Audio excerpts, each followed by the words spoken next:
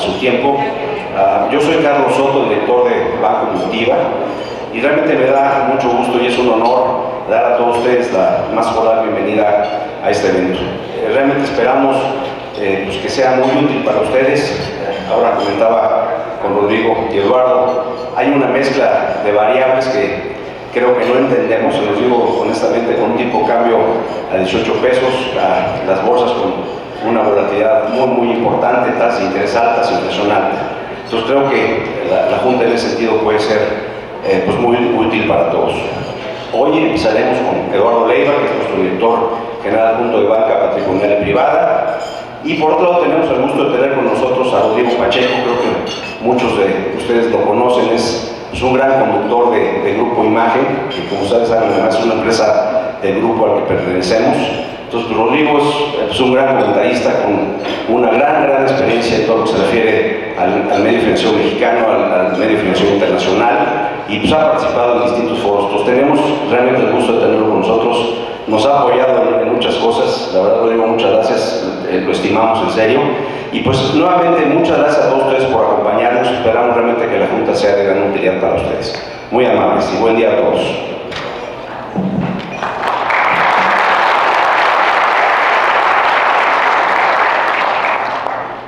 Pues muchas gracias al licenciado Soto, director general de Banco Multiva, respecto de la apertura de este evento, y pues nos encanta estar cerca de todos ustedes. Gracias por el tiempo y gracias por la logística para venir. Platicaba ahorita con Rodrigo, se me pasó totalmente. Primero, felicidades a todas las mujeres hoy en su día, un reconocimiento muy respetuoso a todas.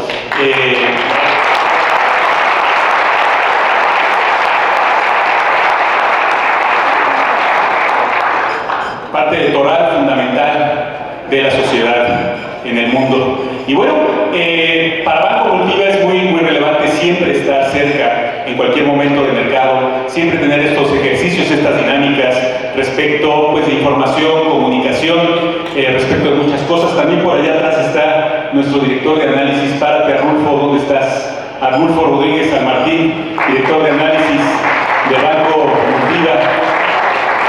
Un comunicador también muy relevante, ha estado en diversas plataformas, CNN, ha estado en Bloomberg, Televisa, Foro TV y ahora en Imagen. Y bueno, Banco Multiva ha estado, perdón el término, pero ha estado francamente necio con el tema de que no va a haber recesión, y no ha habido recesión. Desde hace 2 o 3 años comento mucho con Rodrigo, platico mucho con él en el espacio que el banco me permite estar los jueves a las 9:30 de Don Pascal Beltrán y con Rodrigo Pacheco. Pues estamos necios de que no hay recesión, vemos indicadores francamente muy importantes. 2.7% de crecimiento del Producto Interno Bruto en Estados Unidos al cuarto trimestre, 3.2% en el tercero, 2.1% consolidado en el 2022 Estados Unidos. México en 2022, 3% de crecimiento, arriba de la media de crecimiento histórica de este país. Nómina no agrícola, Rodrigo, el datazo, ¿no? Que comentamos, 517,000 nuevas plazas no agrícolas, esperaban 260, 517,000. Sorpresiva expansión, esto es nuevo, de la manufactura china después de la eliminación de restricciones por la pandemia de COVID-19. Es el mayor crecimiento en manufactura en China en una década desde el 2012. Estamos en 52.6 puntos, el umbral de expansión, el mercado prevía 50.5. Entonces, hasta China, que había hecho ruido, tiene datos de expansión. Y bueno, ya platicaremos un poco más adelante de esto. 2022 fue un gran año para Banco Multiva, un gran año gracias a todos ustedes. Tuvimos crecimientos, 2 o 3 datos relevantes rápidos. Un crecimiento en la cartera de crédito del 25% en el año complejo después de la salida de la pandemia. Crecimiento de la utilidad, patrón, de 3.85 veces más de 300% arriba que la utilidad del año pasado comparable. Entonces, un banco y un grupo financiero muy disciplinado, un grupo financiero que no especula, que no apalanca posiciones, muy líquido. Y sin más, quiero presentarles a mi buen amigo, un periodista destacadísimo de negocios en México, Rodrigo Pacheco, que nos va a dirigir una presentación diferente a la que estamos acostumbrados, más cualitativa me parece, y va a ser sin duda un apoyo muy importante a todo el proceso de cercanía con nuestros clientes de Banco Multiva. Gracias, amigo, por estar aquí y te dejo el estrado.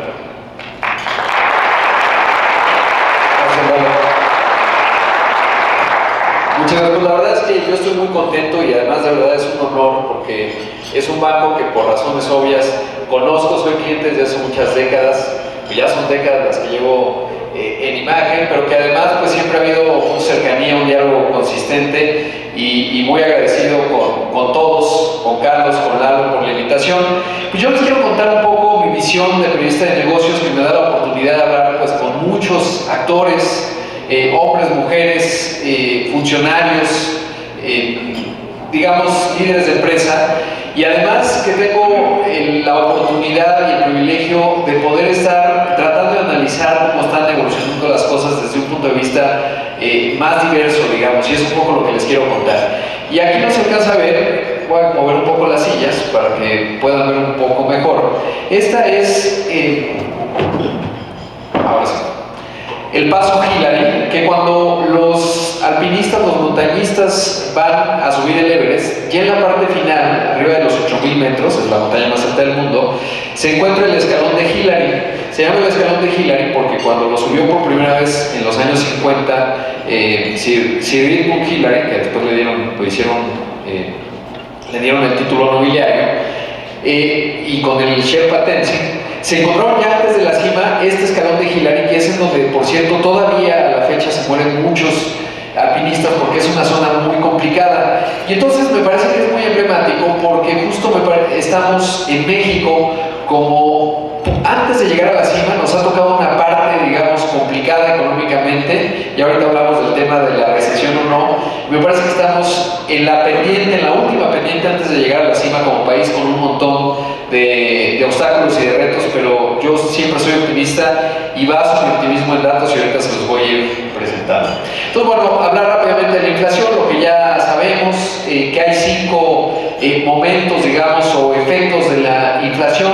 Primero, ¿qué ocasionó la inflación? Pues que la economía en 2021 se recuperó más rápido de lo que se recuperaron en otros momentos, en otras recesiones, y eso en parte generó un cambio en los patrones de consumo. Por ejemplo, si uno piensa en una compañía como Uber, de repente Uber, que se dedicaba o se dedica al transporte de personas del punto A al punto B, pues se fue a cero en esa parte, pero como afortunadamente había desarrollado Uber Eats, pues resulta que eso, si uno revisa el estado de resultados, fue lo que le salvó, y entonces de convertirse en una parte menor de Uber, de los ingresos de Uber Eats, de repente se convirtió en lo que salvó la tarde y le salvó el 2020 y 2021.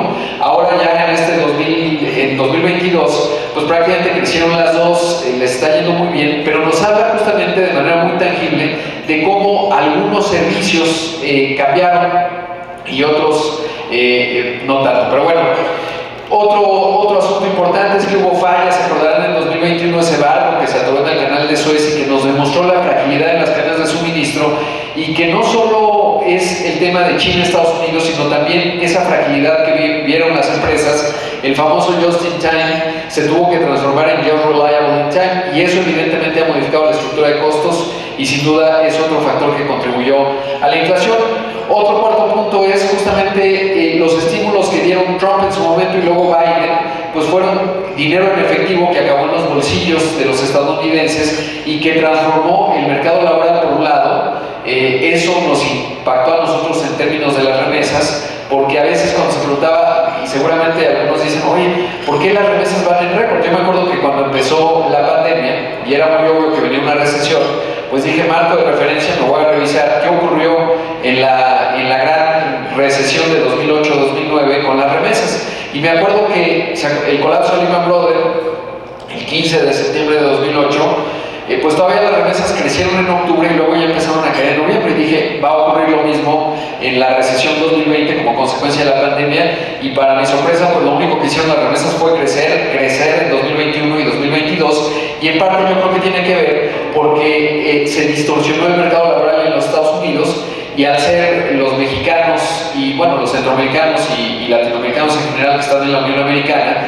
pues se desempeñaban en actividades esenciales. Los estadounidenses estaban preocupados, por ejemplo, quién hacía la pizca, recién empezaba la pandemia porque se cerró la frontera, y eso es lo que generó en buena medida que esta demanda de trabajadores pues, nos benefició y ha seguido continuando esta tendencia, y en parte se explica por estos estímulos que evidentemente pusieron más dinero en la economía, y en parte eso ha generado efectos inflacionarios, o al menos esa es mi interpretación. Obviamente en Estados Unidos pues, no lo dicen tanto, dependiendo en qué espectro del panorama político se encuentren. Y luego que en 2021 hubo un error en términos de una discusión que se dio en los bancos centrales, particularmente en el FED, de la inflación transitoria, si era por efectos de lo que estamos viendo, cadenas de suministro, cambian los patrones de consumo, una recuperación más rápida, pues un tema transitorio. Y en Estados Unidos particularmente, ahí lo estaban discutiendo. En México se discutía, era Gerardo Esquivel, miembro de la Junta de Gobierno, y Jonathan Hill, y ahí pues planteaban sus argumentos. Al final resultó que la inflación,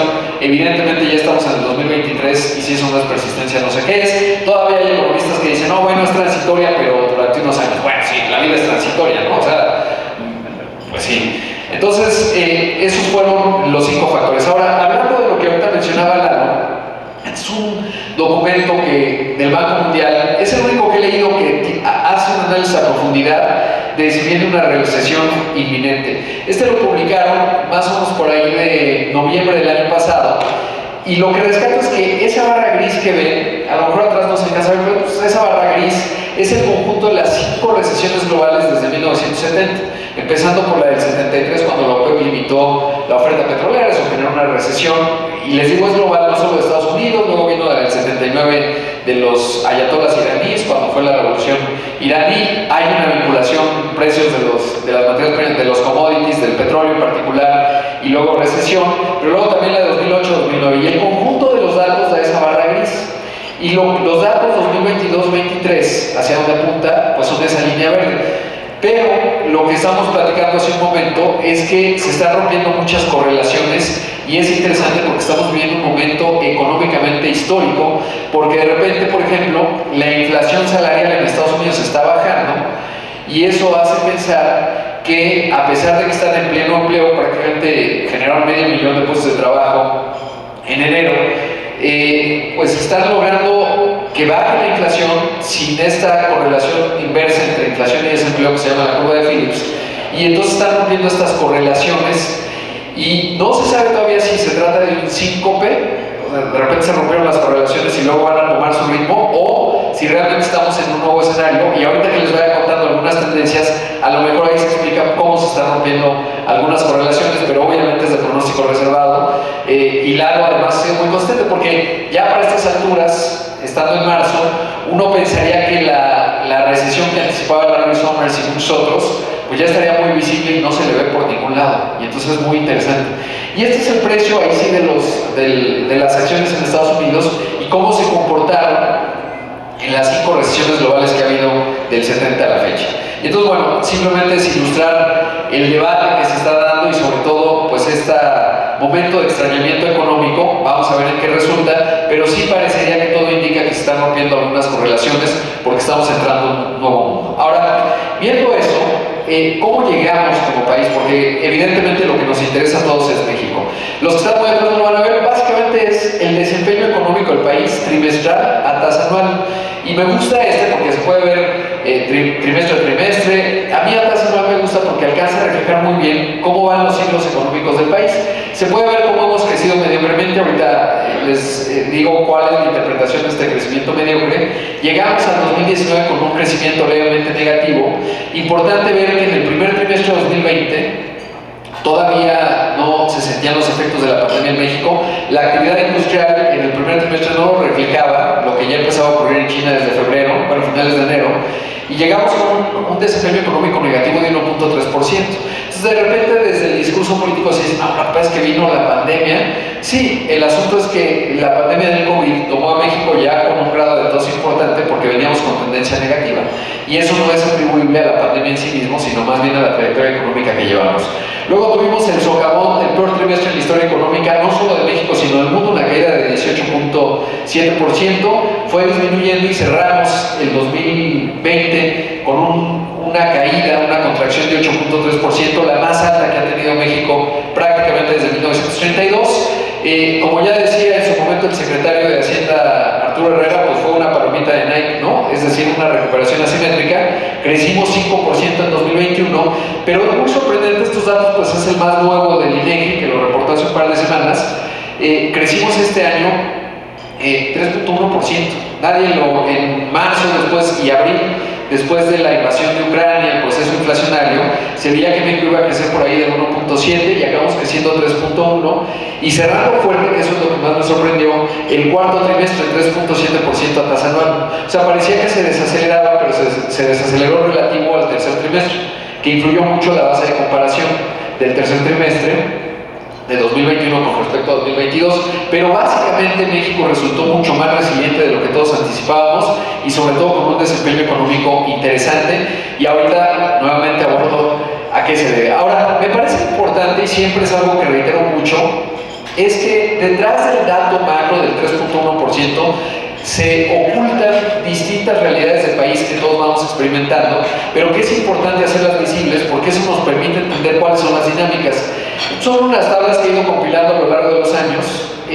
Con la columna que ven de su lado izquierdo es la encuesta ingreso-gasto de los hogares en México, básicamente el ingreso. Básicamente lo que hay que ver es que entre más azul es más por encima de la media nacional, entre más rojo más por debajo de la media nacional. La segunda columna es la tendencia, la tercera es la pobreza, la evolución de la pobreza, el promedio educativo, porque vaya que ahora en la discusión, por ejemplo, del aterrizaje de Tesla, o sea, uno puede tener de repente, eso le está pasando a Tabasco, un crecimiento económico muy acelerado, pero si no tienes otros elementos como promedio educativo, pues ese crecimiento no es sostenido. Y por eso es que para una empresa como Tesla, cuando uno lo analizaba, pues no estaba muy fácil irse a Tizayuca o a Tabasco o a Veracruz, porque si requieres masa crítica de ingenieros y de capital humano, pues este dato es fundamental. Y luego está la informalidad, que ahorita me parece que es un tema clave en la economía mexicana que se discute poco de manera cotidiana. ¿Y entonces qué vemos? Bueno, no se alcanza a ver, probablemente está allá, básicamente es muy intuitivo, mejor les pongo el mapa. Hay un México que va a gran velocidad, por ejemplo Nuevo León es un estado cuyo hogar tiene un ingreso promedio de 44% por encima de la media nacional. 44%, y además hay que entender que dentro del propio Nuevo León y en las distintas zonas, pues hay crecimientos más concentrados. Obviamente San Pedro es el municipio junto con la Miguel Hidalgo de los más prósperos del país, y vemos, pero lo interesante es, tiene uno de los promedios educativos más altos y una informalidad de 36%. Estos son datos del cuarto trimestre de 2022, pues prácticamente una informalidad muy baja. De repente Nuevo León se parece a un país europeo, quizás no tanto como Polonia, pero un país muy potente, digamos, que tiene buenos niveles de educación, va con una tendencia baja a la informalidad, un buen poder adquisitivo y un buen desempeño. Y esas características son las que están haciendo, pues eso lo hacen obviamente un estado muy atractivo, y por eso vemos una semana así y otra también que va llegando la inversión. No obstante, también tiene sus retos. Y ya para no ahondar en cada uno de ellos, pueden ver que es un México conectado a la región TEMEC, salvo Baja California Sur y la Ciudad de México. Todo lo demás es básicamente, hay una correlación muy directa entre exportaciones e integración a la región Norteamérica y desempeño económico y prosperidad para los hogares. Y eso explica también mucho de lo que tiene que ver con consumo. Aquí ven un rojo carmesí, esta es la Ciudad de México. Y es bien interesante porque además esto, evidentemente, cuando uno va cruzando, siempre ando haciendo correlaciones, uno ve los resultados electorales y a veces tiene todo que ver. Por ejemplo, en 2000, como consecuencia de la pandemia, ya saben, hubo medidas contracíclicas realmente, y esta siendo una ciudad de servicios, pues lo que ocurrió, y seguramente todos ustedes lo habrán experimentado, pues a mí me tocó ir ahí donde está Ciudad de Imagen, está Oasis, Coyoacán, y yo me acuerdo que pues estábamos en la pandemia, no podemos salir, y ya meses después regreso, y pues 3 de los 5 restaurantes que había ya habían cerrado, ¿no? Fue muy dramático, y es evidente que eso le pegó mucho a los hogares, y es por eso no me sorprendía, por ejemplo, en 2021, cuando de repente se fueron la mitad de las alcaldías, dejaron de estar con Morena, pues sí, porque donde más afectó fue en la clase media y particularmente en una ciudad de servicios. Las otras entidades que más cayeron fueron Baja California Sur, obviamente por el turismo, 12%, y a la Ciudad de México en términos de caída de ingreso-gasto solo le ganó Quintana Roo. Ahora, ya en junio, el otro día le preguntaba a los del INEGI cuándo sale la encuesta ingreso-gastos, que se publica este año, va haciendo cada 2 años, y ya viene y vamos a ver de qué tamaño fue el daño y qué tan persistente inexistente. Los datos económicos en la Ciudad de México hablan de que estamos todavía abajito de los niveles prepandémicos, básicamente, y todavía abajo, obviamente, de los niveles 2018, ¿no? Para darle el marco político. Pero bueno, ese es México en el mapa. Y otro aspecto importante es la distribución. Estos son datos del INEGI. El 51%, por ejemplo, de los hogares en Nuevo León son de clase baja. Es importante. La Ciudad de México tiene los más bajos, 38%. Es interesante. Jalisco, que es otra de los estados potentes, están en este orden, ¿no? Porque a veces está la Ciudad de México, que es la entidad más grande desde el punto de vista económico. Luego el Estado de México, que es la entidad más poblada, la más grande, 17 millones de habitantes. Luego viene Nuevo León, abajito Nuevo León, Jalisco, y en quinto lugar Veracruz. Y es bien interesante porque finalmente eso nos habla también de un montón de potencialidades. Nada más destacar de la Ciudad de México, que tiene un sector informal de 47%, pero tiene hogares en clase baja de 38%. ¿Qué quiere decir eso? Pues que hay hogares en la informalidad que reciben programas sociales porque por el tema electoral evidentemente aquí hay mucho programa social, y pues es interesante que tienes menos hogares de clase baja que sector informal. Es una correlación que se rompe si lo vemos ahorita con los estados que son menos prósperos. Aquí está el México intermedio. Este México yo creo que la mayor parte va a ir hacia el México que va rápido. Por ejemplo, como les digo, se ha publicado en 2016, 18, y esta de estos datos se publicó el año pasado porque por la pandemia no lo publicaron en 2020. Pero aquí vemos, por ejemplo, Guanajuato, que voy ponderando todos los datos, y Guanajuato está yendo en México que va a gran velocidad. Evidentemente en los últimos años ha tenido algún impacto y pues ya está bajando. A lo mejor lo recupera, pero el tema de la inseguridad sin duda está pesando. U otro estado como Tamaulipas, que si uno ve en el mapa a Nuevo León y Tamaulipas, pues prácticamente Tamaulipas tendría que tener un desempeño estelar adicional a Nuevo León. Tiene además Altamira, o sea, tiene capacidad logística importante, tiene renovables, cosa que Nuevo León no tiene, y obviamente tiene esa vinculación hacia los Estados Unidos. Ahí está Reynosa, etcétera. Sin embargo, pues el tema de la inseguridad se refleja muy claro, y ese es uno de los impactos importantes y obstáculos que tiene México en este paso de Hillary, ¿no? Ahora en este momento lo estamos viviendo con intensidad, esa discusión que se repite y se repite. Otros estados que creo que van a ir rápido, breve, bueno, pondría ahí Guanajuato, San Luis Potosí, apenas fue la inversión de BMW en $800 millones. Yucatán, que lo está haciendo muy bien, va a ser uno de los estados que va en el México rápido y que no está en la región centro-norte del país, porque ha descubierto vocaciones, su vocación turística lo han hecho muy bien. Ahora la convención bancaria va a ser allá en Mérida, testimonio, digamos, del buen trabajo que están haciendo en turismo, pero además han traído la inversión de ABI, la de Amazon, etcétera. Es un estado que lo está haciendo consistentemente bien y que creo que lo va a seguir haciendo bien porque tiene toda la estructura, y ahí está el boom inmobiliario que está teniendo Mérida. Y Quintana Roo, que va a regresar, ¿no? Si uno ve los datos de empleo formal, pues ya está en franca recuperación. Evidentemente nos fue bien en materia turística, poco por suerte en la política de salud, y eso ayudó bastante. Ahí pueden ver el rojo de Quintana Roo, y así se ve México, así se ven los hogares. Básicamente andamos en 52%. En el caso del Estado de México, pues estamos ahí. Y luego el México que va más lento, el México rezagado. Y aquí están pues, los sospechosos comunes cuando uno habla de datos económicos. Los tres estados más pobres son Oaxaca, Guerrero y Chiapas. Como pueden ver, han tenido transferencias de programas sociales, porque la tendencia en la encuesta ingreso-gasto es que ha subido el promedio del ingreso por hogar. Sin embargo, sigue siendo abismal, ¿no? Así como Nuevo León tiene un ingreso promedio por hogar 44% por encima de la media nacional, Chiapas está 40% por debajo de la media nacional. Eso es muy dramático, y por eso es que a veces es difícil, si uno está en San Pedro, aquí en la Miguel Hidalgo, entender qué estará pasando en Campeche y qué dinámica económica tiene. Pues una muy distinta que la de nosotros. Claramente los datos lo reflejan muy bien. O de Chiapas, ¿no? El mexicano más pobre seguramente es mujer, no habla español y vive en un entorno, en una comunidad de Chiapas o en la Sierra de Guerrero. Y esas diferencias abismales se reflejan en el país. Obviamente hay otros estados como Campeche, Hidalgo, Puebla, y es importante entender este México porque lo tiene bien mapeado desde el punto de vista, y intuitivamente, digamos, esta administración lo tiene mapeado. Si uno usa los datos de la elección 2018, y uno ve, el otro día lo estaba haciendo, y son varios los estados en donde si uno sumaba a Ricardo Anaya y José Antonio Meade y lo multiplicaba por 2, perdía por 2% más o menos frente al Manuel López Obrador.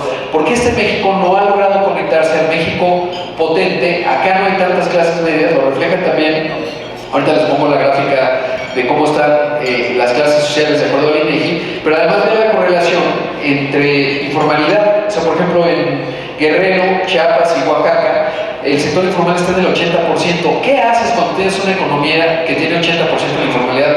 Pues bien poco. Siempre pienso que si uno juntara en un solo cuerpo y mente a Paul Krugman, ¿no?, que es el economista de izquierda, premio Nobel 2008, a Milton Friedman, que ya se murió, pero era la quintesencia del liberalismo, el mentor de Margaret Thatcher y Ronald Reagan, etc., los juntas en un mismo cuerpo y les pones el talento político de Mahatma Gandhi, y les dices, ok, bienvenido a Guerrero, economía 80% del sector informal, y dices, no, lo siento, no puedo, me voy.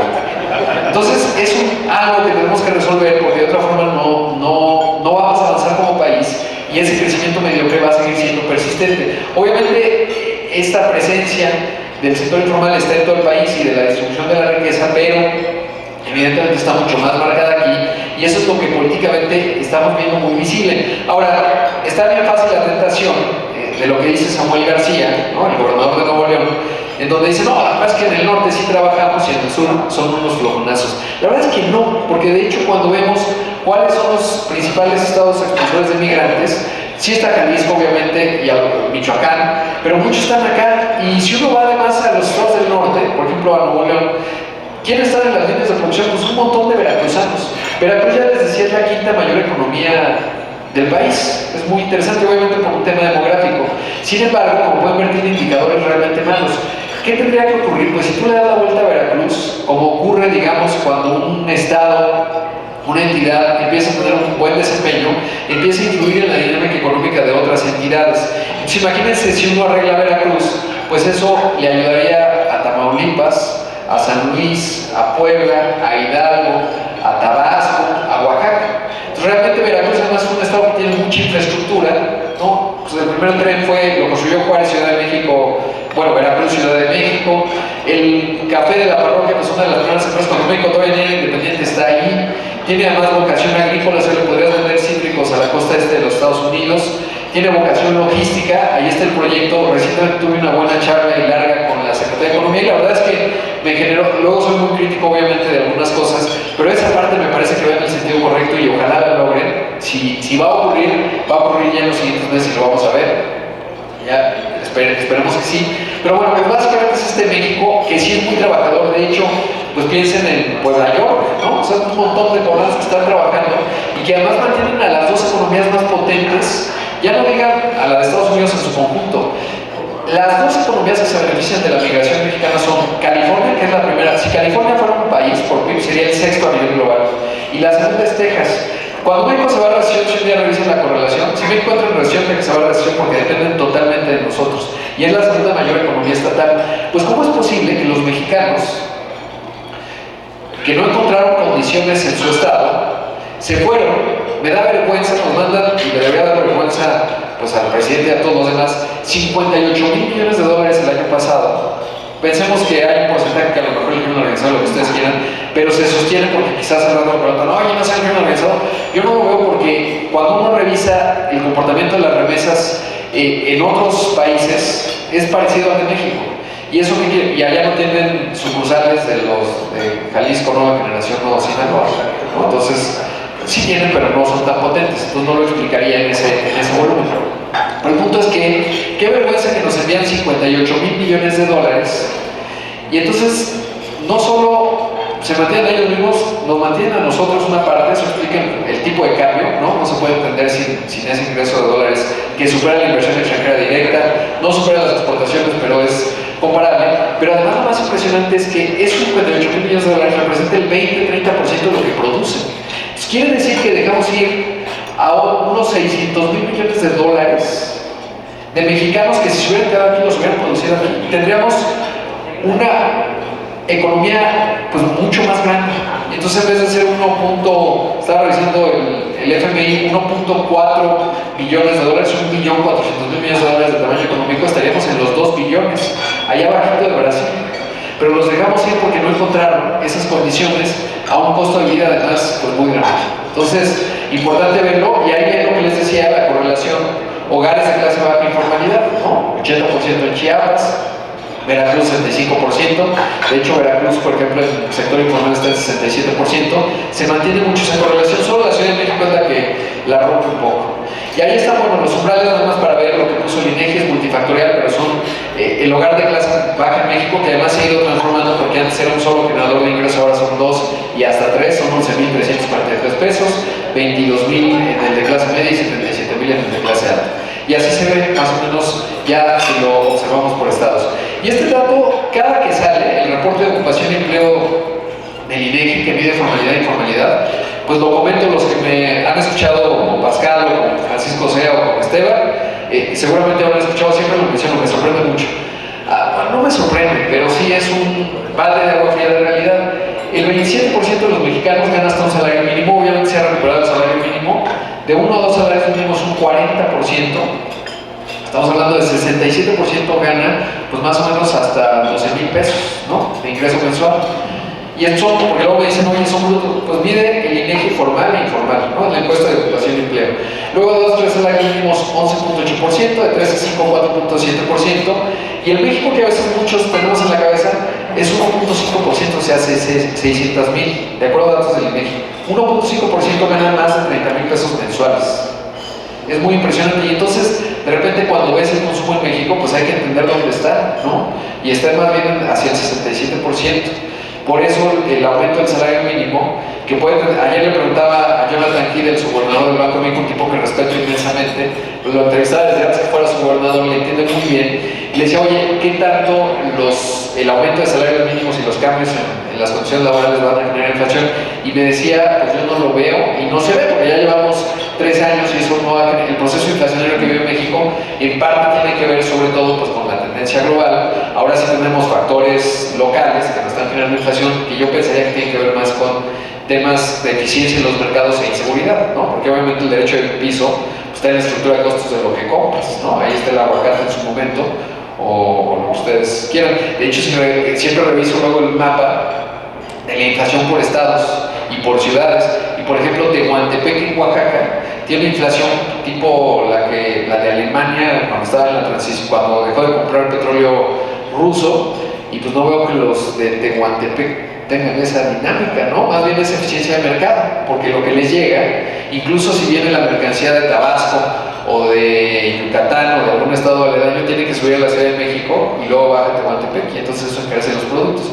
Y en otras partes del país pues son otras dinámicas que tienen que ver con la inseguridad. Se nos borró, no quieren que veamos eso. Bueno, luego está la inflación, ¿no? Que ha resultado persistente. Es el dato de enero, 7.9. Mañana reportan el dato de febrero, parece que la tendencia va bajando. Sorprendió en enero porque pues, el techo había sido agosto y septiembre 8.7%, empezó con tendencia descendente, todo iba bien de acuerdo a lo que proyectaba el Banco de México, y de repente pues repunta en enero, y ese sí que el banco toma la decisión de en vez de aumentar 25, 50 puntos base, porque evidentemente se le salió del parámetro. Y ahorita pues esperemos, vamos a ver cómo reporta mañana. Ya tenemos la primera quincena de febrero y todo parece indicar que va a ir bajando poquito a poquito, pero menos de lo que nos gustaría. Y luego la inflación subyacente, que a tasa anual en enero no se alcanza a ver, pero eso, créanme, 8.45% a tasa anual, y que ese es el que más preocupa porque es la que ha sido más resistente a bajar y es la que más toma en cuenta el Banco de México. Aquí vemos, esto es bien interesante hablando de la banca, porque ahorita la tasa de hipotecaria en Estados Unidos anda por ahí del 7%, la nuestra es 9%, y si ven las líneas, estos son datos del Banco de México, pues no se ha movido, a pesar de que ha habido un aumento consistente en la tasa de referencia, el crédito hipotecario pues se ve que hay buena competencia, porque se ha mantenido más o menos en 9%. De hecho, es la vez que está más cerrada entre la tasa hipotecaria que consigues en Estados Unidos, que anda en 7-6%, y la nuestra 9%. Y además, pues qué cosa, que ahora tenemos créditos hipotecarios de 30 años. Del 94 al 95 eso no existía, y es un gran logro del país, porque de repente pues nos ponemos muy pesimistas de México, y hay que observar también algunas cosas. Ahorita les voy a contar otra cosa que genera mucho optimismo en mí, y el crédito incluso automotriz, que es esta línea amarilla, 13%, ¿no? Entonces ha subido el precio de los coches, obvio, el 70% de los coches nuevos se vende con financiamiento, pero si se dan cuenta pues se ha mantenido relativamente estable. Obviamente el precio del coche ha crecido, más o menos un 9% según dice la ANDA, pero se ha mantenido, ¿no? Lo que ha subido más, por ejemplo, pues tiene que ver con los créditos hipotecarios, los microcréditos, el de nómina se mantiene relativamente estable. Si uno ve las tasas de morosidad, pues tampoco es que se han salido de control, y me resulta muy interesante a pesar del proceso, sobre todo porque este es confianza, ¿no? El hipotecario y la automotriz y competencia. O sea, de repente se dice, la inclusión financiera, sí, sin duda, es un reto permanente que tiene México y que tenemos que avanzar, pero pues ahí están los datos que te muestran un mercado competitivo.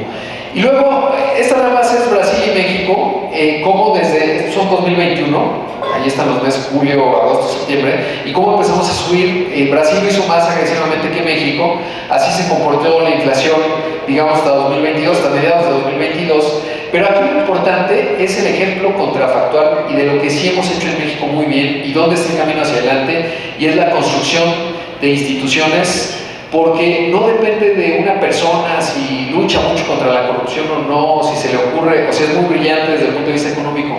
Depende de decisiones que toman, de instituciones que toman decisiones colegiadas, como es el Banco de México, que tiene autonomía constitucional. Me sorprendió mucho y me parece que es una gran noticia el que hayan subido 50 puntos base, no por la magnitud del aumento, que ese no está tan agradable desde el punto de vista económico y la deuda del país, sino porque demostró autonomía el Banco de México, y ya el presidente de nuestro país ha nombrado a 4 de los 5 miembros de la Junta de Gobierno y se han comportado, la verdad es que a la altura. De repente yo he criticado un poco a la gobernadora Victoria Rodríguez porque es muy callada, no participa, etcétera, pero cuando tomó la decisión esta de 50 puntos base, yo estoy seguro que el secretario de Hacienda no le habrá gustado nada. El presidente no le entiende mucho, la verdad, pero si el secretario de Hacienda va y le cuenta, se va a enojar. Y ya podría decir el presidente, no, pues yo pienso que mandar todo al que siempre lo dice, ¿no? Y hace su metáfora muy desafortunada, en mi opinión, que dice, lo que pasa es que los expertos dicen que si el coche se calienta, lo apagues y sí se enfría, pero no avanza. Entonces esa es la visión un poco del presidente de nuestro país. La verdad no es muy afortunado. Y el Banco de México, 50 puntos base, ahí les va, y ni modo. ¿Y eso qué hace? Pues que no somos ni Argentina ni Turquía. ¿Por qué lo digo? Porque ya podría decir el presidente lo que quiera de los coches y que si el Banco de México debería, luego se confunde con la política fiscal y dice, deberían ayudar al crecimiento. No, presidente, es tu chamba, ¿no? Pero bueno, eso es difícil de explicárselo, yo creo. Pero el punto es que ya podría decir el presidente lo que quiera, y el Banco de México dice, pues tengo autonomía constitucional, y si no te gusta, ve al Congreso, al Senado, consigue los votos y la cambias, a ver si lo logras. Yo estoy seguro que no lo lograría, porque además ni querría, porque en ese momento el tipo de cambio, adiós. Y de hecho, algo que aprecio y aplaudo mucho de Andrés Manuel López Obrador, se acordarán de la Convención Bancaria el año pasado. Yo estaba ahí, ¿no? Siempre en la mañanera lo hago por ustedes, de verdad. Luego ya al final del sexenio, terapia o algo.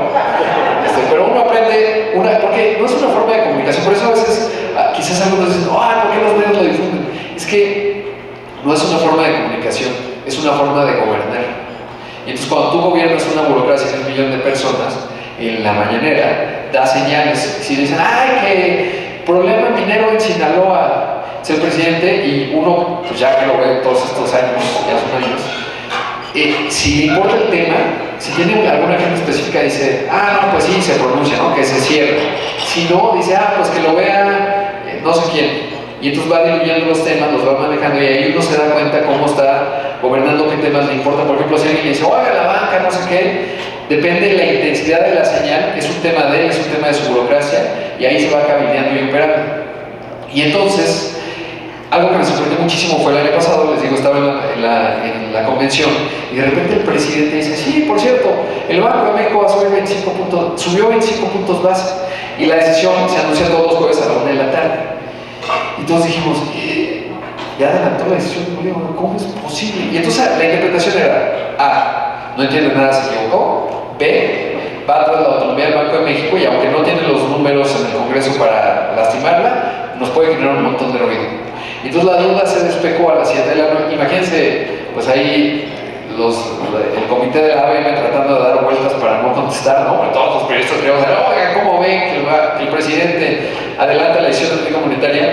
Y es de las pocas veces que lo vi pedir perdón sin ningún tipo de atenuante. Digo, sí, perdón, me equivoqué. Claramente se equivocó, porque normalmente ya lo conocen, dice, pido perdón, pero con todo respeto, estoy un idiota, ¿no? Y te pido perdón, pero ese día pidió perdón así a secas, y rectificó. Y eso es lo que hace que México no es ni Argentina ni Turquía. A veces cuando empezó este ciclo inflacionario, de repente muchos dicen, no, pues ahí viene la crisis, ¿no? La inflación tipo José López Portillo. Pues resulta que no, porque no tenemos ni a Tayyip Erdogan, ni somos la Argentina.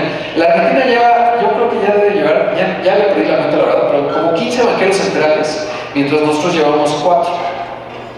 ¿Por qué? Pues porque un día sí y otro también, Cristina Fernández sobre todo, le decía a su banquero central en turno, oye, saca de las reservas y vamos a pagar el préstamo con el FMI. Y obviamente sus banqueros centrales le renunciaban, y la inflación en Argentina pues está, de hecho esta gráfica ya no está tan actualizada, está en 100%. Y luego a Tayyip Erdogan, el presidente turco, que ha ido transitando, es que la democracia es buena porque viven en democracia todavía en Turquía, ahora no se sabe si va a continuar bien una elección.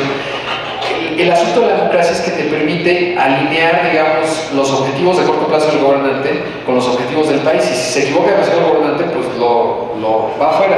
En el caso de Turquía, se le ocurrió más o menos lo mismo, dijo, pues si hay alta inflación, lo que tenemos que hacer es bajar la tasa de interés, poco lo que dice el presidente, y eso hace que la gente pide más créditos, consume más, crecemos más y superamos. Y sí, como no, 80% de inflación en Turquía. De hecho, ir ahorita a Estambul es buena idea porque está bien barato, lamentablemente para los turcos, y obviamente además les cayó el terremoto. Se parece a México del 85 en mi opinión, o sea, venía de Miguel de la Madrid, explotó la inflación más alta que hemos tenido, 150%, y luego vino los terremotos del 85 muy desafortunados. Pues los turcos están parecidos. ¿Por qué? Porque no han construido instituciones que les dé autonomía a su Banco Central para decirle al presidente, si no te gusta, lo siento mucho, yo voy a subir la tasa. Lo que hoy estamos viendo en el FED en Estados Unidos o lo que vimos aquí en México. Y eso nos hace totalmente diferentes, y eso nos debería mostrar que lo que tiene que construir este país para tener un desempeño consistente y alcanzar nuestro potencial son instituciones, no personajes. Instituciones que tomen decisiones colegiadas, y eso nos ayuda un montón porque eso pondera, digamos, los errores. Y si bien a lo mejor el Banco de México se equivocó, hay distintas opiniones en no aumentar con más énfasis desde el año antepasado, o sí, lo cierto es que se va ponderando, y hoy tenemos la certeza de que no vamos a tener un proceso inflacionario de doble dígito, salvo que algo extraordinario un poco. Pero bueno, entonces ya vimos pues cómo está hoy el debate de si viene una recesión o no, cómo está México, que crecemos mediocremente, que llevamos una recuperación asimétrica, ya llegando, digamos, a los niveles prepandemia apenas, que tenemos distintas realidades y velocidades del país, pero ¿qué nos falla como país? Pues nos falla básicamente el Estado de Derecho.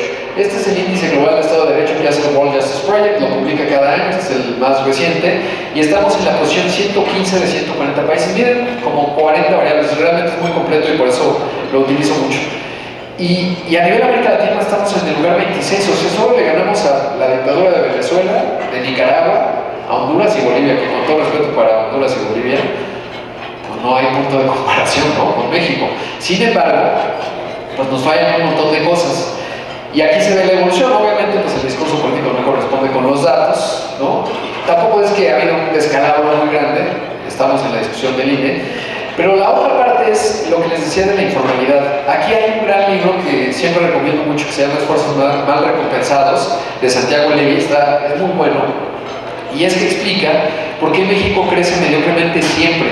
Pues porque si tú tienes, laboralmente hablando, un 55% de sector informal y apenas un 44%, bueno, 45% de formalidad, el INEGI publica cada fin de año qué aporta quién, y entonces ese 55% aporta apenas el 22% del PIB. Eso quiere decir dos cosas: pobreza, uno, y pues muy baja productividad, mientras que la minoría, el 44% de formalidad laboral, aporta el 78%.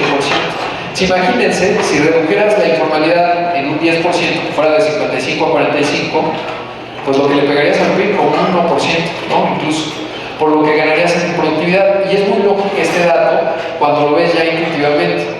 Si uno, lo dice Santiago Levy en su libro, ¿no?, si tú tienes un negocio formal, pensemos una fondita de comida, que tiene 2 meseros que los tienen en la formalidad, su cocinero, y está el dueño ahí trabajando, y tienes el famoso puesto de tortas, incluso aquí en la Miguel Hidalgo, uno de los municipios más prósperos del país, pues lo tienes, ¿no?, desde hace años.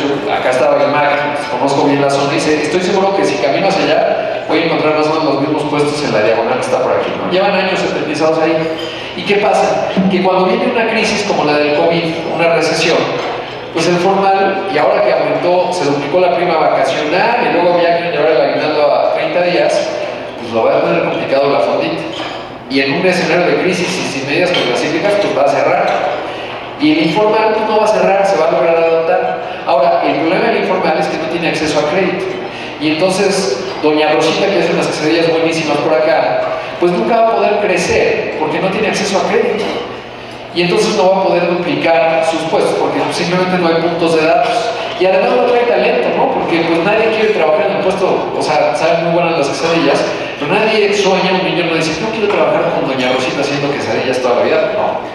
Y entonces, pues ocurre que, a diferencia de lo que vemos con, ¿se acuerdan de esta película de McDonald's, no? Donde está vendiendo maquinitas de helado, ya los hermanos McDonald's y dice, esto es un avión, y entonces los organiza, luego los traiciona, en fin, pero McDonald's pues, es una de las empresas de comida rápida más grandes del mundo. Pues el Nico no pasaría porque vería el puesto de doña Rosa con sus máquinas de helados, doña Rosa le diría, sí, marcha, le doy, no sé qué, no le costaría mucho trabajo conseguir el crédito, captar talento, y entonces doña Rosa a lo mejor no se expandiría en 3 puestos. Y por eso vemos que llevan 10, 15, 20 años, pero no crecen. Y las firmas en México, la mayoría son pymes, pues tienen una tasa de mortandad muy alta y no crecen. No prosperan. ¿Por qué? Porque no tenemos acceso a crédito. ¿Pero por qué no tienen acceso a crédito? Pues los bancos lo que quieren es prestar, es un negocio, la tasa de intermediación, pues no prestan porque el riesgo es muy alto si no tienes puntos de datos, ¿no? Y entonces, pues eso hace que México crece mediocremente, y mientras no abordemos el tema de la informalidad, no vamos a crecer a nuestro potencial. Es importantísimo hacerlo, y eso no tiene que ver, ya veo a Raquel Buenrostro, o ahora no, de estar diciendo, pues ya resolvamos el país, cobremos los impuestos. Pues no, porque además pagan un montón de impuestos indirectos. Obviamente le tienen que dar quesadillas al de la patrulla, dinero al de la delegación. Es la realidad, ¿no? En todo el país. A lo mejor en algún estado los extorsionan. O sea, al final pagan impuestos indirectos, porque si dijeras, oye, el puesto de doña Rosita prospera y doña Rosita tiene una mansión, pues que bueno, también ganan, pero la verdad es que no ganan ni doña Rosita, no gana el Estado mexicano, la estructura fiscal es muy mala, ¿no? El 0.02% de las empresas aporta el 48% de los ingresos tributarios. Por eso es que la estrategia que siguieron en 2020, ahí sí yo creo que si nos comparamos contrafactualmente contra Colombia no estuvo tan mal, pues se van sobre los grandes contribuyentes, ¿no? Los 12,000 empresas que aportan el 48% de los ingresos tributarios. Que luego por eso es como un poco esquizofrénico, ¿no? Que los grandes capitales sí son los que mantienen al gobierno, pero bueno. Y luego obviamente la inseguridad y la violencia, que es un tema que está en la discusión todo el tiempo. Y en 2 meses será otra discusión, y es un tema que tenemos que resolver, o de otra forma el potencial no lo vamos a alcanzar. Pero bueno, entonces ya vimos pues el escenario internacional en términos de lo que viene o no, el debate de la recesión, el país, las velocidades que tiene el país, que somos un país de velocidades diferenciadas, eso sí, transversal a todo el país, el tema del Estado de Derecho, con sus distintas excepciones, pero siempre me parece relevante no mirarnos el ombligo, porque ahí se nos acaba la versión, somos un país muy grande, sino ver también qué está moviendo al mundo y dónde está México en términos de los fenómenos globales. Y el nombre del siglo XXI se llama Estados Unidos y China, y esto no lo digo de ahora porque están peleando, desde hace muchos años, porque es obvio, es la mayor economía del planeta, la segunda más grande, el país más poblado de la Tierra, con un continuo cultural y civilizacional muy grande. Entonces China, pues evidentemente su acomodo en el mundo pues genera una dinámica con la principal potencia. Tuvieron un encuentro en el G20, y siempre lo cito porque sí es muy emblemático. Biden y Xi, el presidente chino Xi Jinping, fue el primer encuentro que tuvieron ya Biden como presidente, y ahí pues tuvimos algunas visibilidades y temas que nos tranquilizan, ¿no? Uno es que siempre está presente la posibilidad de que China un día decida invadir a Taiwán, y eso sería una catástrofe económica de proporciones grandes por muchos asuntos. Uno, por el papel que juega Taiwán en la cadena de electrónicos, obviamente los semiconductores, y si se queda sin semiconductores, olvídense del tamaño de la región. Lo de Ucrania es una coma al lado de lo que implicaría económicamente hablando la invasión de Taiwán. Recordar que Taiwán, en algún momento Chiang Kai-shek se fue a Taiwán, a la isla, cuando ganó el Mao con la revolución, bueno, no la revolución cultural, con el comunismo en China. Y entonces, pues China siempre dice, pues China es una, y eso incluye a Taiwán, y obviamente los taiwaneses dicen, por supuesto que no nos incluyen a nosotros somos un país independiente, y en esas estamos. Pero bueno, la buena noticia es que por lo menos en 2023 eso no va a ocurrir, y a pesar de que nos suena muy lejano, es muy importante, porque si esto fuera una tensión hoy, olvídense cómo estarían los mercados, cómo estaría la inflación y cómo estaríamos todos de nerviosos, porque además estamos hablando de dos potencias nucleares que no se llevan nada bien. De hecho, el divorcio económico sí continúa, eso tiene consecuencias económicas muy importantes para México. Un dato bien interesante, estaba revisando apenas antier nuevamente el saldo de la balanza comercial de Estados Unidos, y saben que le exportó más China a Estados Unidos que México. O sea, nosotros le exportamos por ahí de los 500 mil millones de dólares, China le exportó casi 600 mil millones de dólares. Entonces, a pesar del divorcio económico, Estados Unidos no ha podido frenar su dependencia económica de China y lo está intentando a marchas forzadas. Este es, para reflejar, digamos, la tensión de esta guerra fría, yo lo llamo 2.0, es el globo, ¿no?, que estaba ahí flotando, y es el F-22, es una foto real, no es ilustración, del grado de tensión, ¿no? Uno no pensaría que en pleno siglo XXI estaríamos pensando en globos espías, pues sí, y refleja mucho el momento que estamos viviendo. Y eso nos lleva a la otra gran tendencia, que es el nuevo orden económico mundial. Ahí está Narendra Modi, la segunda nación más poblada, que va a ser la primera en cualquier momento, que no es tan potente como China porque no tiene esta, digamos, capacidad de centrarse de manera consistente en un solo camino, y además es un país que tiene 30 idiomas, con niveles de ingresos muy dispares, a diferencia de China, que es un fenómeno social muy sorprendente, porque ha sacado 800 millones de personas de la pobreza y las llevó a la clase media. Imagínense, o sea, de repente hay pues básicamente unos casi 3 Estados Unidos que surgieron como consumidores. Ya les digo, pues deben ser como ni 10 México, porque somos 120 millones, con la mitad, digamos, apenas un 40%, a 30%, depende de cómo se vea, si le hacemos caso al INEGI, por ahí el 30% de clases medias, la cantidad de clases medias que ha surgido. Y esto nos lleva al fin de la globalización. Ya el mundo no estamos hablando de una sola globalización, sino de un mundo fragmentado. ¿Qué fragmento le toca a México? Pues evidentemente la región Norteamérica. Pero la tercera gran tendencia tiene que ver con la inteligencia artificial. Ahora se habla muchísimo. Ya es hoy, de hecho esta ilustración la hice en DALL-E 2, ya tiene algunos meses. Yo le puse humanos, inteligencia artificial, y salió esto. Lo hace un sistema de inteligencia artificial. Es muy impresionante, y eso apenas acaba de ocurrir. En septiembre del año pasado salió DALL-E 2, que también es de OpenAI. Y luego quiero que veamos el siguiente video. Muy buenos días, amigos de Motiva. Hoy quiero hablarles sobre las oportunidades económicas que ofrece la Ciudad de México, teniendo como escenario una de sus múltiples joyas arquitectónicas, como es el Camino Real de Polanco. Como muchos de ustedes saben, nuestra ciudad es una de las más grandes y vibrantes de América Latina y ofrece una amplia gama de oportunidades para el crecimiento económico y el desarrollo personal. Aquí, las empresas tienen acceso a un mercado enorme y dinámico, con una población de más de 20 millones de personas y una amplia gama de recursos y servicios. Además, la Ciudad de México es un imán para el talento y la innovación. Con una gran cantidad de universidades y centros de investigación de clase mundial, nuestra ciudad atrae a algunos de los mejores y más brillantes de todo el mundo.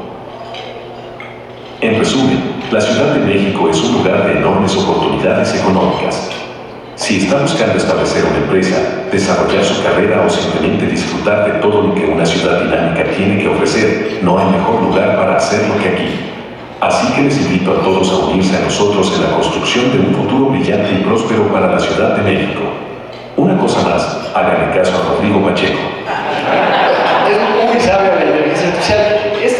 Este video lo hice, ayer justamente lo estaba haciendo. El texto que escucharon es ChatGPT, se hace un discurso de las oportunidades económicas de la Ciudad de México. Las láminas las hice con DALL-E 2, ¿no? O sea, lo que por se ve medio raro, si ven se ve medio raro el Palacio de Bellas Artes porque es DALL-E 2, o sea, es una imagen sintética. Obviamente el avatar es sintético también, es otro programa, y entonces uno pues genera el texto, le pongo el texto como input y genero el video. Esto apenas empezó a ocurrir pues este año, ¿no? O sea, lo del ChatGPT, como saben, salió el 1 de diciembre. Hace 5 meses hacer un video de estos, pues me habría tomado contratar a 3 conductores. El redactor que hiciera el texto, pues me lo ahorro y lo hago yo, ¿no? Las cámaras y las imágenes. Hoy lo puede hacer en 10 minutos, y esa es la velocidad que tiene la inteligencia artificial. Más allá de que nos convirtamos en expertos de inteligencia artificial, yo creo que es fundamental que nos demos cuenta que es una tecnología transversal, va más allá. O sea, a veces hay gente, y conozco gente especializada en tecnología, que dice, ¿por qué se emocionan tanto si es un chatbox, eso qué? No, lo que pasa es que la forma que tiene de cómputo, me podría quedar aquí media hora platicándoles de cómo funciona, pero lo cierto es que predice la siguiente mejor palabra y resulta que eso genera constructos cognitivos que nosotros los humanos que hablamos un idioma, pues se vuelve realmente muy relevante porque el idioma crea realidades. Y eso apenas es el principio de lo que estamos viendo. Apenas ayer Salesforce anunció su Einstein GPT, que está alimentado por el chat GPT de OpenAI. Porque pues tú le podrías poner todos tus datos, por ejemplo, una buena aplicación que escuchaba el otro día, tú le pones todos los escritos, vamos a pensar, tanto que le gusta el presidente Benito Juárez, ¿no? Que es un prócer de la patria, o de George Washington. Le pones todo el input de data y luego le dice a ChatGPT, oye, tengo este problema, hay un montón de tráfico ese día de la mujer, ¿qué haría George Washington? Y te podría dar una respuesta cognitiva coherente de acuerdo a toda la información que tendría de George Washington. Porque realmente hay biografías y escritos. Y te diría, casi en palabras de George Washington, que haría. Es muy impresionante. Lo que hay que saber no es que nos tenemos que convertir en ingenieros en inteligencia artificial, ni mucho menos, sino entender que la discusión de inteligencia artificial en cada uno de nuestros negocios y actividades es una discusión de datos.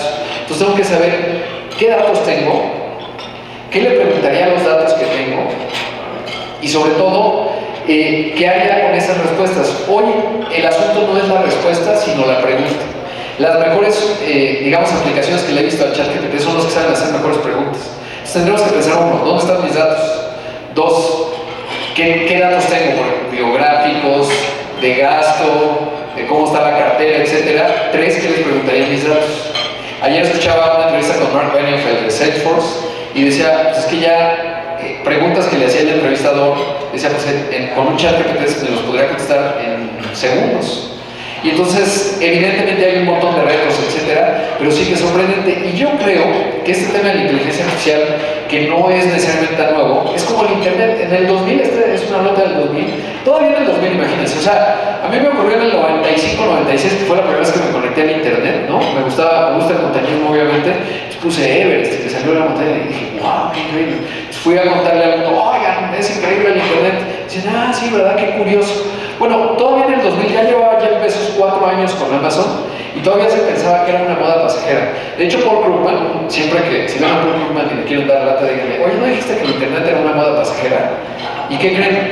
Para el 2010 ya lo había cambiado todo y para este 2023, pues todos evidentemente no hicimos otra cosa más que consultar nuestra pequeña computadora conectada al Internet. Y eso ha transformado nuestra vida política, económica, íntima, empresarial y la que ustedes me digan. Y es algo que apenas en el 2000, parece 20 años, pero se va muy rápido el tiempo, pues era algo que generaba todavía cierto grado de escepticismo. Bueno, la inteligencia artificial va a hacer un cambio mucho más rápido que el Internet e igual de transversal, porque tiene la capacidad de atravesarlo todo en términos de generar procesos cognitivos de cómputo que atraviesan casi cualquier actividad humana. Después lo que viene es la aplicación. Y es como si en el año 2000, incluso en los 90, les hubiera dicho, bueno, ahí viene el Internet y lo va a cambiar todo. Y si uno, por ejemplo, tenía Casa Ley, ¿no? Las tiendas, es bueno, en México la penetración del Internet va a tardar, tengo una posición defensiva, entonces voy a seguir esta estrategia, o voy a poner un paso en la parte de comercio electrónico y vamos a ir evolucionando. No te puedes adelantar tanto las revoluciones, pero ya tendrías esa discusión. Entonces lo que hay que tener es una discusión con equipos breves, conceptual. ¿Dónde están mis datos? ¿Qué hacemos con los datos? ¿Qué le preguntaría a mis datos? Y qué tipo de respuestas. ¿Qué pasaría si mi competencia dónde podría aplicar un modelo de este tipo? ¿Y qué me haría a mí? Porque, pues si no lo haces tú, alguien más lo va a hacer. Entonces, ahí está justamente el tema de la inteligencia artificial. Y me parece que de repente en México, pues somos esta persona, ¿no? Ahí viene la ola enorme de la inteligencia artificial y nosotros estamos ahí, que si va a refinar un barril de petróleo o no, que si la IFA, que si pura tontería, la verdad. Y me hace acordar que cuando en enero de 2007, Steve Jobs dijo una cosa más, el iPhone, ¿no? Y entonces ya todos aplaudieron. Y si uno revisa los periódicos, pues no apareció, digamos, en las primeras planas, ¿no? Un gadget ahí que presentó Apple. Y realmente ese gadget fue lo que transformó profundamente nuestra vida hoy.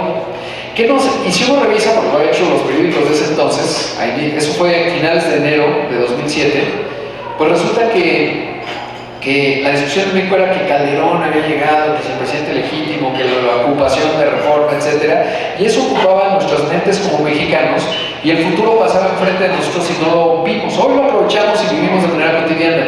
Pues lo mismo está ocurriendo. De repente ven el chat y te dicen, ay, qué curioso, ¿verdad? Y que Microsoft le invirtió $10,000 millones. Pues esos de Microsoft se están dejando llevar por una moda pasajera. No, eso es lo que va a definir, no en 10 años. Es más probable, a la velocidad que se está desenvolviéndose, finales de este año, se va a volver algo cada vez más cotidiano para todos nosotros y que realmente va a transformar nuestras vidas y nuestros negocios. O sea, a diferencia de lo que ocurrió con el Internet, tenemos la oportunidad, porque además ahora la tecnología lo permite, de hacernos de información más rápido y eso, bueno, pues nos va a dar ventajas comparativas. Y luego la última gran tendencia es el cambio de la matriz energética.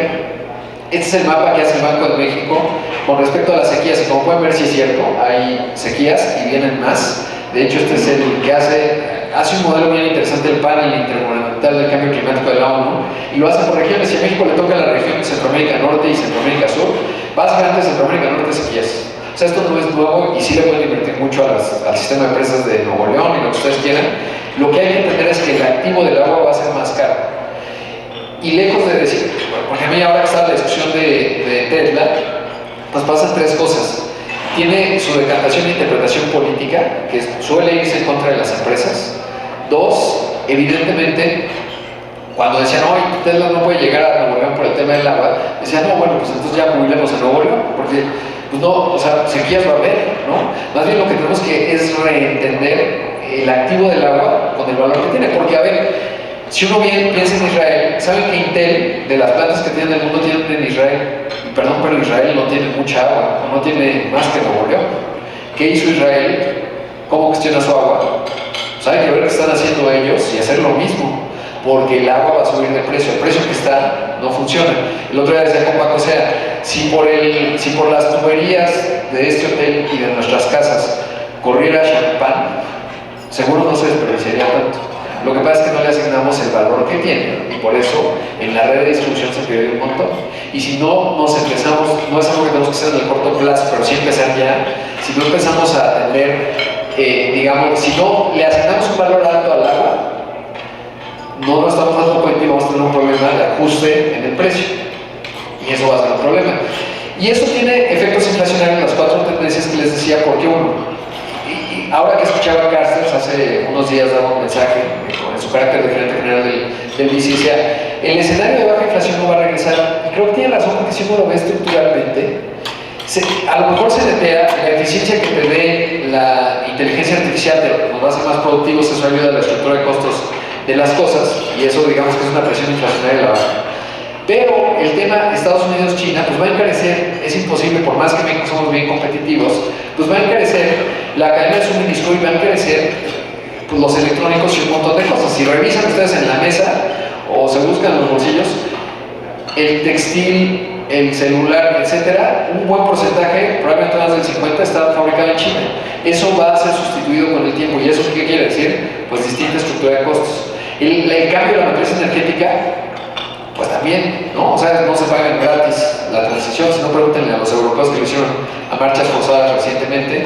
Y por supuesto, el fin de la globalización, pues te genera mercados más pequeños. Entonces, parecería que sí, el escenario de inflación, estructuralmente hablando, no lo que va a ocurrir este año, pues sí, estaríamos hablando de que por lo menos en algunos años, pues será un proceso inflacionario un poco distinto al 2%. Ahora, ayer le preguntaba a Jonathan Hill, oye, ¿tú estás a favor de que se cambie el objetivo de inflación? Y decía, no. Yo, francamente, tampoco, y creo que tiene razón, porque dice, si modificamos el objetivo de inflación en Estados Unidos, por ejemplo, de 2 a 3%, o en México de 3 a 4%, para ajustarnos a la nueva realidad de transición que estamos viviendo, pues la siguiente vez que venga un proceso inflacionario, pues ¿qué te garantiza que no se va a volver a ajustar? Y entonces ya no tienes credibilidad, y entonces no hay que hacerlo. Pero pues sí es cierto que estamos en un proceso distinto en términos de cómo están dando los precios. Y eso me lleva, ya me voy apurando, a la fragilidad y la velocidad, porque yo creo que esto que les acabo de mostrar, pues genera puntos de fragilidad en el mundo, y ahí pues vamos patinando sobre hielo delgado. Y el marco de referencia que me parece que puede resultar útil para entender esto son los cisnes negros y los dinosaurios. Los que me escuchen siempre hablo mucho de los cisnes negros, es un concepto que me gusta mucho, que inventó o lo definió Nassim Taleb, ¿no? Es este personaje loco, ¿no? Es un poco excéntrico, medio groserón, pero es muy brillante en mi opinión.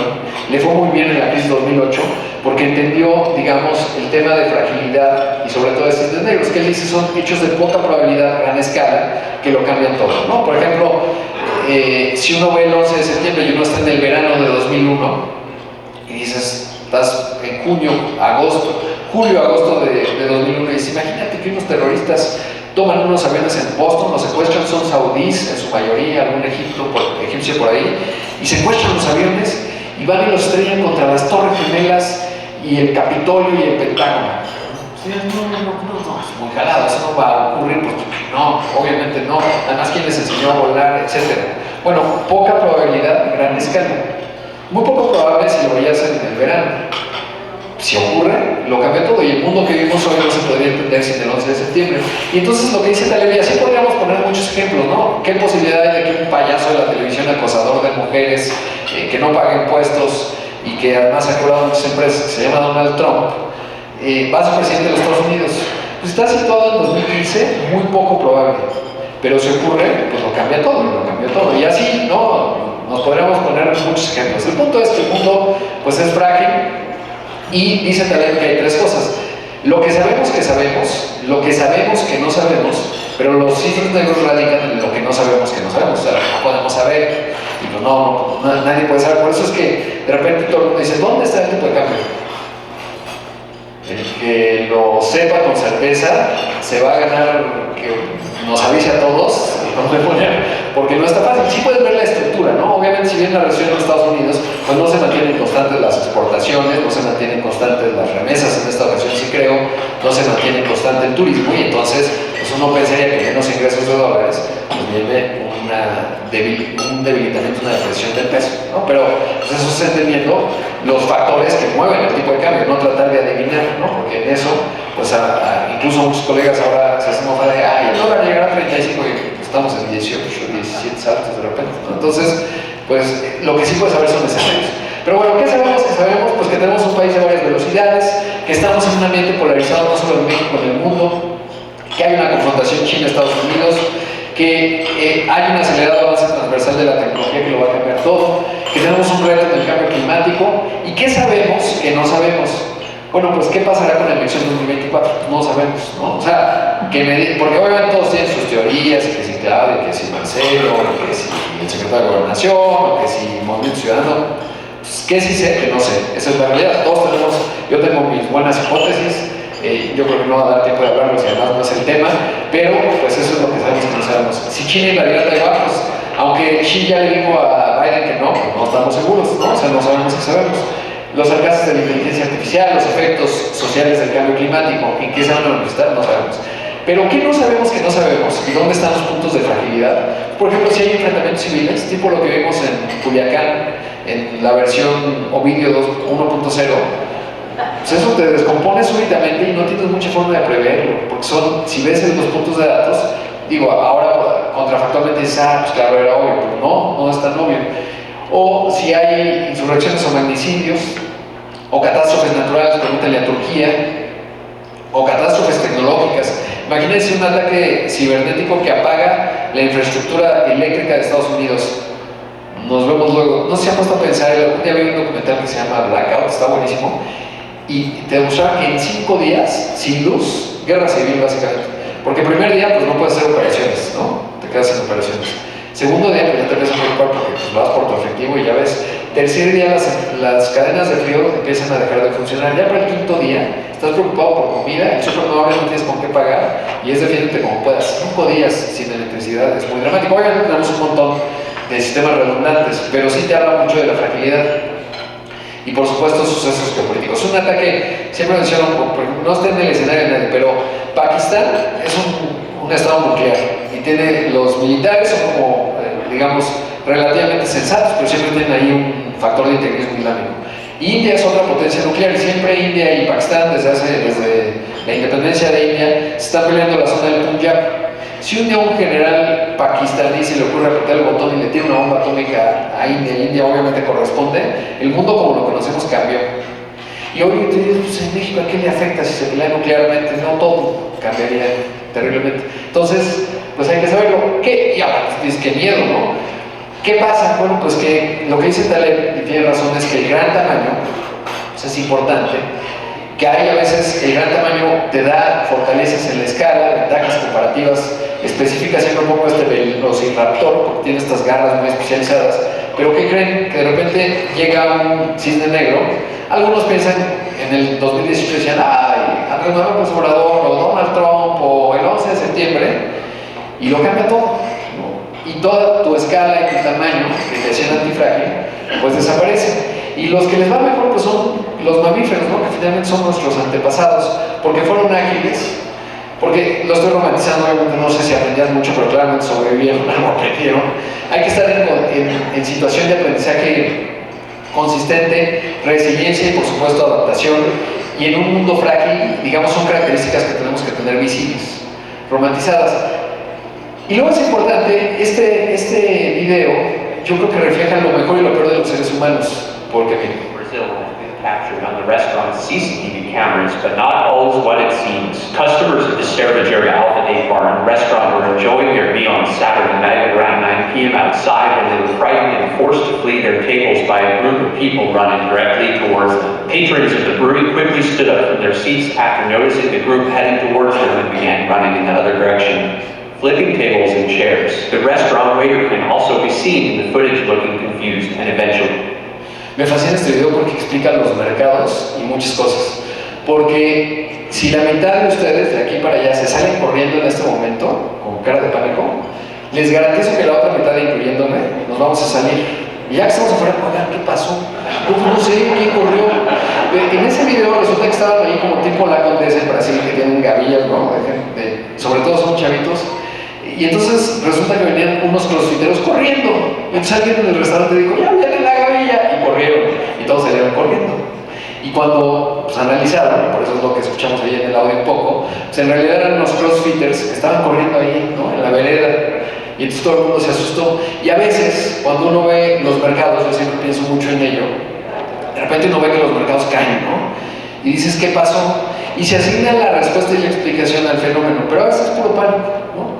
Y entonces, cuando uno ve esto que les contaba de México de varias velocidades, la inseguridad, las 4 tendencias que generan fragilidad y un montón de incertidumbre, pues uno dice, pues vamos corriendo, ¿no? Nos vemos en Houston, en algún lugar, porque México ya se acabó. Y la verdad es que no, porque donde hay grandes oportunidades es cuando con ecuanimidad analizas qué está ocurriendo y dices, oye, trae tenis, 35 años, un reloj, no creo que sea una gavilla que me viene a sentar, y entonces tendrás la oportunidad de comprar, si lo queremos ver en términos bursátiles. Y es así que, y seguramente pues Lalo le pasa mucho y a varios de ustedes, pues la presión, ¿no? Porque de repente si el mercado cae, quiero ganar.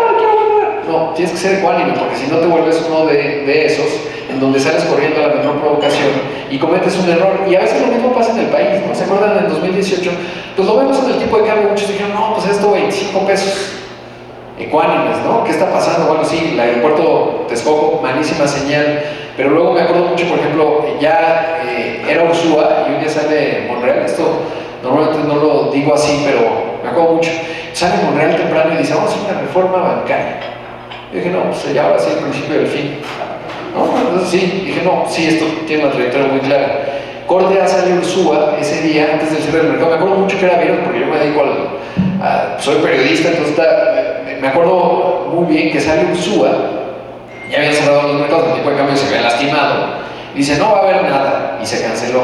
Y entonces, pues lo que trato de ver es traer reloj, no traer reloj, es un crossfitero o no, y lo que tenemos que hacer es, más que dejarnos llevar por el pánico, tratar de entender qué está ocurriendo y cuáles son esos factores. Y hoy, las oportunidades de México, que ahorita las menciono, pues nos tienen en una situación muy distinta, y creo que en escenarios, porque nadie tenemos la bola de cristal, nos ve muy bien. Uno, porque tenemos una posición geográfica clave. Salimos al Pacífico, a la cuenca del Pacífico, con China, formamos parte del TPP, ya no sé en qué quedó porque ya ven que Trump se salió, pero participamos de esa parte. Salimos al Atlántico, obviamente tenemos la frontera con la mayor economía del planeta y hablamos español. Cuando uno piensa en generación de contenidos, si ustedes han ido a cualquier país de Sudamérica, Argentina, Bolivia o Ecuador, pues te van a decir dos cosas si eres mexicano. Te dicen, ¿el Chavo del Ocho o Juan Gabriel? Y eso demuestra la potencia que tiene México en términos de un mercado natural que tenemos en América Latina, llega hasta Hispanoamérica. Y fue tan potente en su momento que por eso el chavo vive en la imaginación de generaciones y generaciones de latinoamericanos, y no se diga Juan Gabriel.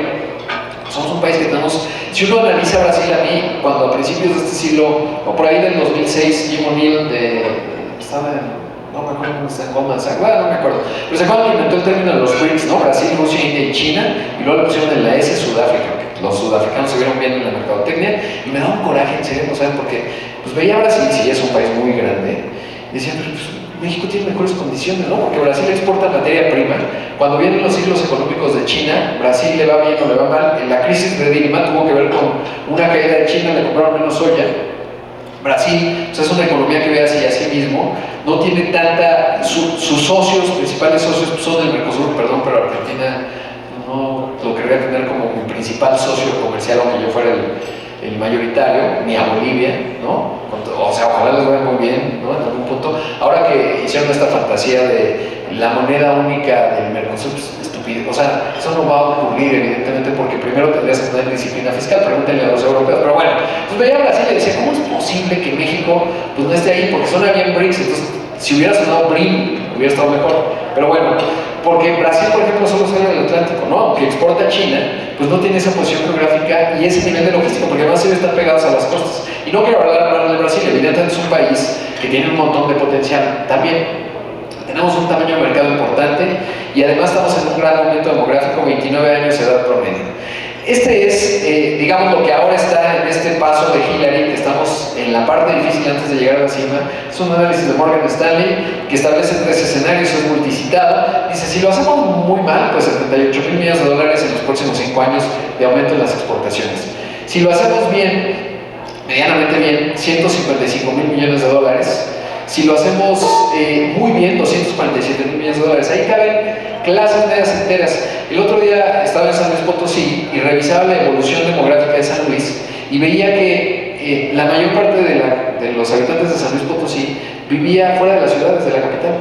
O sea, la mezcla era, viven menos en la capital que fuera de la capital. O sea, viven en un entorno pues más bien agrícola, ¿no? De otra dinámica económica.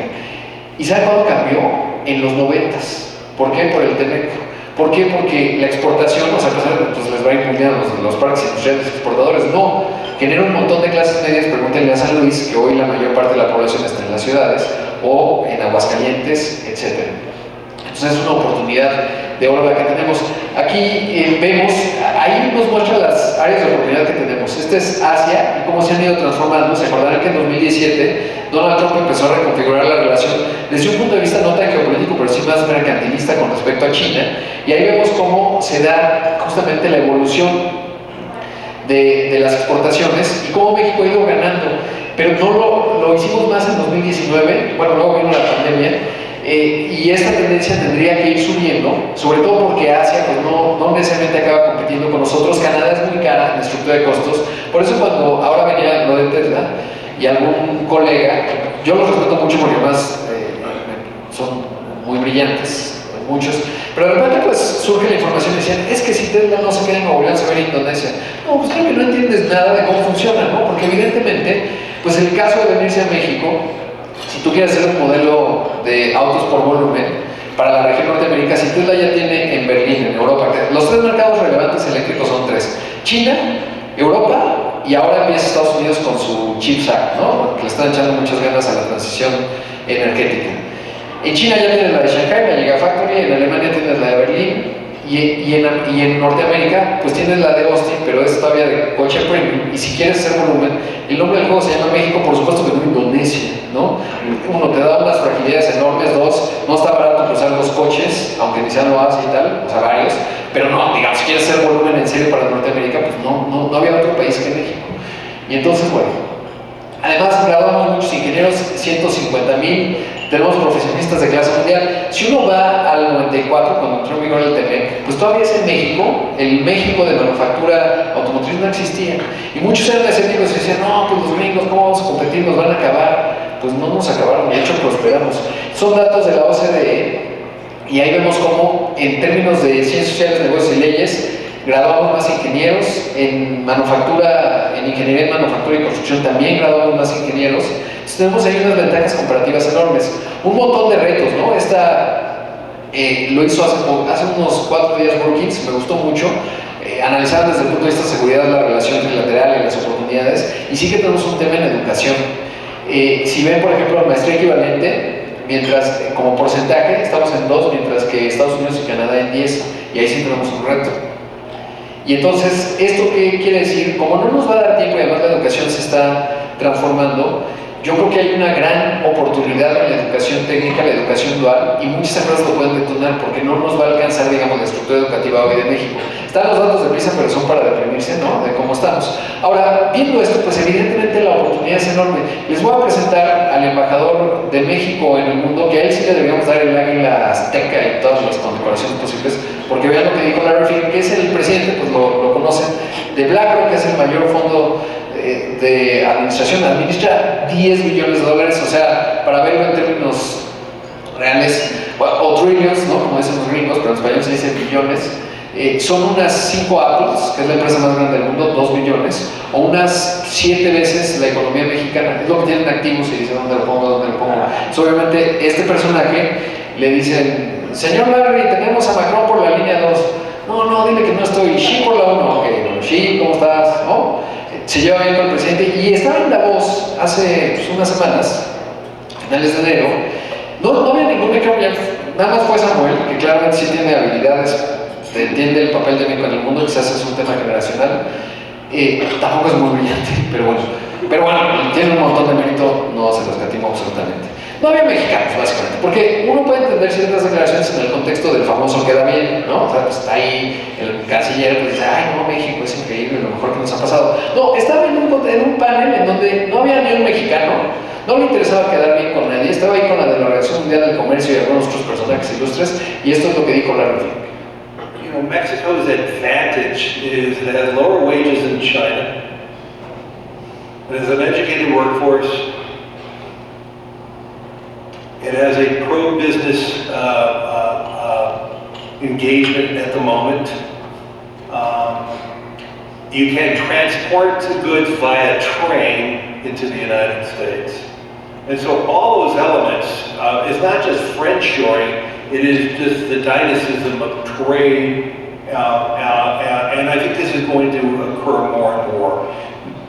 Ya le damos el águila azteca y todo lo demás, porque el que lo diga en ese contexto y diga México es lo mejor que le puede pasar a Estados Unidos.